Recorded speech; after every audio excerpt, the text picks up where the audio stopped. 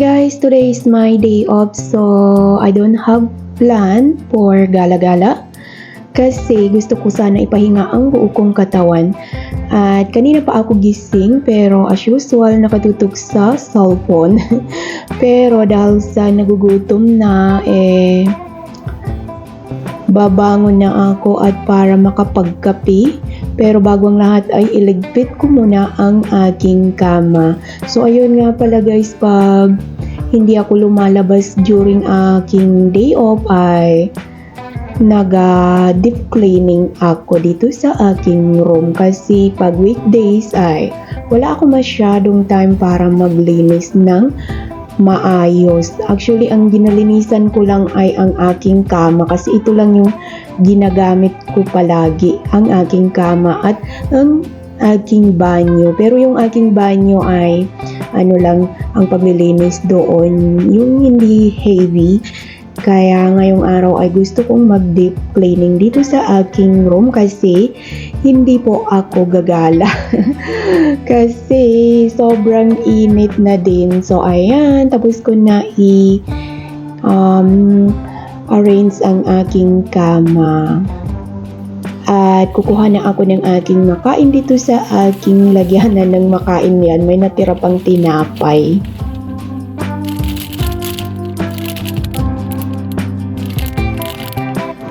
Pero bago ako lalabas ng room ko ay maghihilamos muna ako, magwiwi at magsipilyo na din.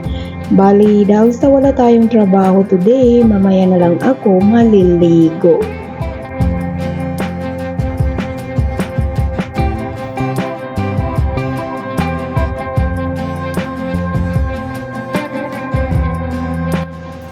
So, ayun nga pala guys, nagbo-voice record pala ako kasi parang hindi pa ako nakaka-recover sa pagod nitong nakalipas na araw. Kasi masyadong napadami ang aking trabaho. Kaya yan din ang ibang rason na di muna tayo lalabas ng bahay. Kasi kawawa naman ang ating katawan, napapagod sa trabaho tapos napapagod pa sa kakalakad-lakad. So, ayun, kaya nag-decide ako na dito na muna ako sa bahay magpalipas ng oras. So ayan, ginawa ko ng salamin yung aking camera. Kaya sabi ko ay ang kailangan ko ngayon ay mahabang pahinga. Pero dahil sa ramdam ko na ang gutom kasi alas 9 na ng umaga dito, kaya bumangon na din ako. Actually, ito talaga yung isa pa niya nakakairita guys, yung araw ng rest day mo tapos maaga ka na nagigising kahit na ayaw mong magising. Samantala pag araw ng trabaho ay parang ayaw mo naman din na magising kahit na tunog yung ating alarm. Yun talaga nakakairita talaga yung kung wala tayong trabaho ay maaga tayo nagigising, samantala pag araw ng trabaho ay mahirap tayo magising. Kagabi sabi ko tanghali na ako gigising kasi alas 12 na ako around 12, oo. Around 12 na ako natulog kagabi. Kaya sabi ko tanghali ako gigising, ay nainis talaga ako. Alas 7 pa lang nagising ako tapos pinipilit kong ipikit yung mata ko pero ang diwa ko ay gising na gising. Kaya yun, hinagilap ko na lang yung aking cellphone at manood na lang sa kung ano ang mapanood. Kaya ayun, alas 7 pa lang ay gising na ako. Bumangon lang ako nung parang ramdam ko na ang gutom. Kasi pag ganitong walang trabaho ay yun, hindi ako lumalabas ng aking kwarto. Nagkukulong lang ako dito. Pero ang ginagawa ko pag gusto kong maggawa-gawa ng kung ano man ang magawa ko. Kasi ang problema sa akin guys, pag hindi pagod yung katawan ko, ayun, matagal ako makakatulog. Kaya yun, pag day off ko ay dito na lang ako nag-deep clean sa loob ng aking kwarto pag hindi ako gumagala. Dito nga pala guys, nakalagay sa bathroom ko yung mga ginagamit ko sa pang-araw-araw kasi masyadong maliit ang aking room, kaya lahat ng mga ginagamit ko sa pang-araw-araw maliban sa aking mga sapatos o ginagamit sa paa ay dito ko na lang inilalagay. Kasi dati-dati ay ang room na ito ay isang storage room lang, imbakan ng mga gamit nila na yung hindi nila masyado ginagamit. Pero kasi sabi ko, pag anuhan ko na lang ito, pag tiyagaan ko na lang kesa na naman sa titira ako sa labas ay ang mahal-mahal din ng tirahan sa labas. Kaya ayun, pumayag naman sila. So, ayun nga guys, tapos na pala ako maglinis ng aking banyo. So, ayan, yung mga sapatos, ayan, hindi ko rin naman yan lagi ginagamit pero wala akong malagyan sa aking kwarto. Pero itong mga abubot na ito, ayan yung lagi kong ginagamit. Ayan, kaya dito lang yan sila sa aking bathroom para hindi mo naman masyadong makalat yung aking maliit na room.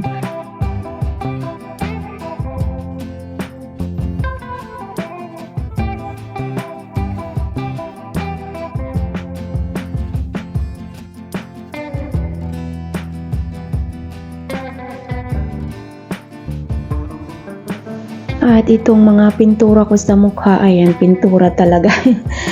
Ayan, dito ko na rin ilalagay kasi minsan may trip din ako na minsan nagme-makeup na hindi naman ako marunong mag-makeup. So, ayun, lahat-lahat ng mga ginagamit ko sa pang-araw-araw ay nandito. Marami akong tuwalya guys kasi hindi ako gumagamit ng tissue. So, ayun, tapos na ako sa banyo. At yung room ko parang gusto kong ialis yung mga damit ko na yung hindi ko na ginagamit kasi ako makalimang beses o makaapat na beses ko masuot ay parang ayoko na rin suotin. Kaya ayun, parang gusto ko na rin bawas-bawasan kasi minsan pag lumalabas ako ng bahay ay hindi ko mahanap yung mga gusto kong hanapin. Kaya ayan, parang gusto ko na rin itong bawas-bawasan kasi masikip sila, nagsisikip-sikipan. Kaya yun, para naman hindi masyadong mapadami ay ipapakargo ko na lang, So, ayun, sabi pa ng nanay ko, wala rin naman daw gumagamit sa mga ipinapakargo ko kasi magkaiba naman kami ng style ng mga suot-suot ng mga kapatid ko. Ayun, hindi naman doon nila isinusuot. Kaya madami na akong naipon na ipapakargo ko dyan sa ilalim ng aking kama. Pero sabi ko, saka na lang pag malapit na akong umuwi. Sabi ko pa sa nanay ko, kung hindi nila ginagamit, hayaan mo na lang dyan kaya para balang araw ay may ipapaukay-ukay ako kahit papaano ay may maitinda ako. So, yeah guys, after cleaning my room ay nagutom na naman ako kasi hindi masyado heavy yung breakfast ko kanina at saka naman alas 2 na. Kaya ayun, dahil sa walang tao sa bahay, wala sila dito ay magluluto ako. Pero pag nandito sila ay nahihiya ako. Pag nandito ang mga tao dito sa bahay, nahihiya ako magluto ng gusto kong kainin. Pinagtsatsagaan ko na lang kung ano yung mga tira-tira sa rep na mga pagkain kasi bawal itapon yon. Kaya yun na lang ang kinakain ko kung ano yung meron sa bahay. O di kaya ay magluluto ako ng Indomie kasi may mga Indomie ako kung ano man ang meron sa room ko na pagkain na nakastock ko na, yon ang ginaluto ko. Pero yung magluto ako sa kusina ay mahiya ako pag nandito sila. Kung ano yung mga kinakain nila, yun na rin ang kinakain ko. Minsan nag-order sila. Pero kasi ako kahit nasa labas na pagkain, parang hindi ko pa rin gusto. Mas prepare ko ako yung nagluluto. Kaya ayun, magluluto ako ngayong araw ng kakainin ko at magluluto na rin ako para sa bukas para hindi na ako magluto kasi mayroon pa akong trabaho bukas sa kabilang bahay. So, ayun, magluluto ako ng pagkain ko ngayong araw at magluluto ko ng pagkain ko para sa bukas. So, ayun nga guys, thank you so much for watching my vlog for today.